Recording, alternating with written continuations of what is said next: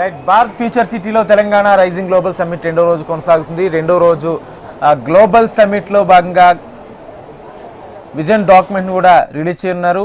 అనేక కంపెనీల ప్రతినిధులతో ఈరోజు కూడా కొన్ని చర్చలు నడవనున్నాయి. విజన్ 2047కి సంబంధించి తెలంగాణ 2047లో ఎలా ఉండబోతుందో దానికి సంబంధించి విజన్ డాక్యుమెంట్ను కూడా ఈరోజు విడుదల చేసే అవకాశం కనిపిస్తుంది. No major Indian state has sustained that level of dollar growth for 2 straight decades. Even during India's best growth phases, states like Gujarat or Karnataka average 11 to 12% nominal growth over long periods. We can attempt to do something unprecedented in Indian economic history. Business as usual growth of 10% also gets us to maybe $1 trillions or $1.2 trillion, not just not $3 trillion. The gap between $1 trillion and $3 trillion is what economists call the productivity gap.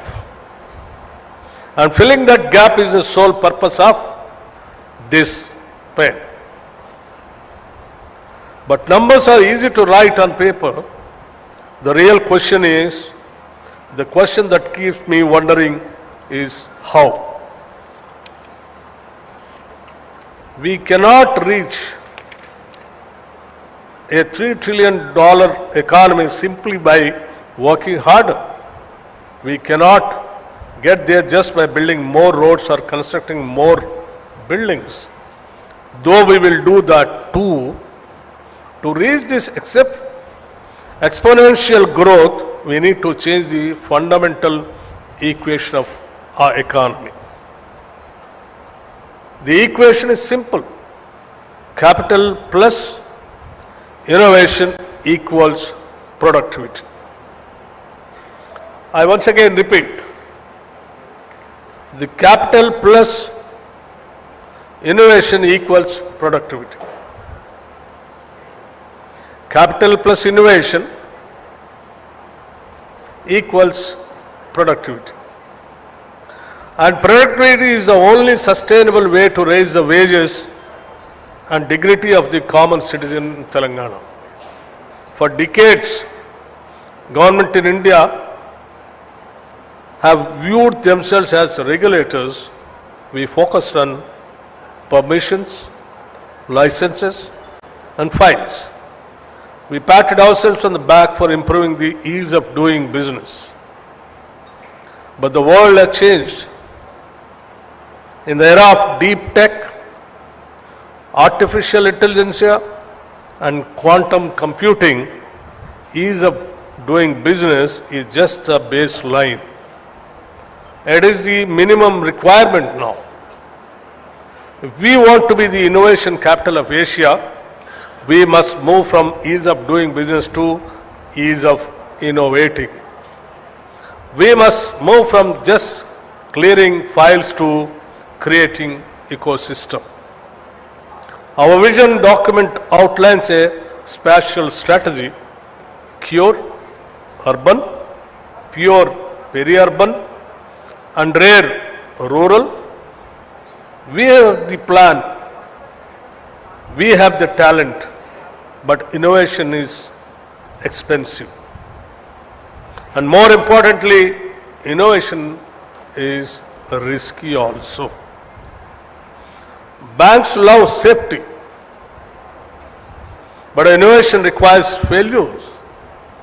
History tells us that the biggest breakthroughs from the internet to space travel happened because someone was willing to make a high-risk idea for 10 years before it made a single rupee of profit. So the challenge for this panel today is to tell us, how do we unlock that capital? As we as a state are ready to evolve, we are ready to move from being just a regulator to being a catalyst, a partner that shares the risk to reap the rewards for our people. I am here today not just to speak, but listen. We have a brilliant panel of innovators, investors, policymakers, and entrepreneurs. We want to get straight to the heart of the matter with three specific questions. Number one, the productivity versus jobs.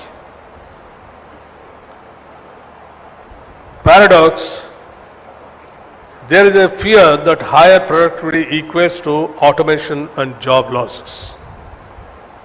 How can we hope to address it? What do you really think is the role of the state in encouraging innovation?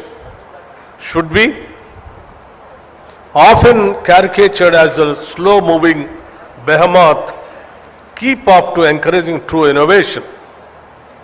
Or should we be involved?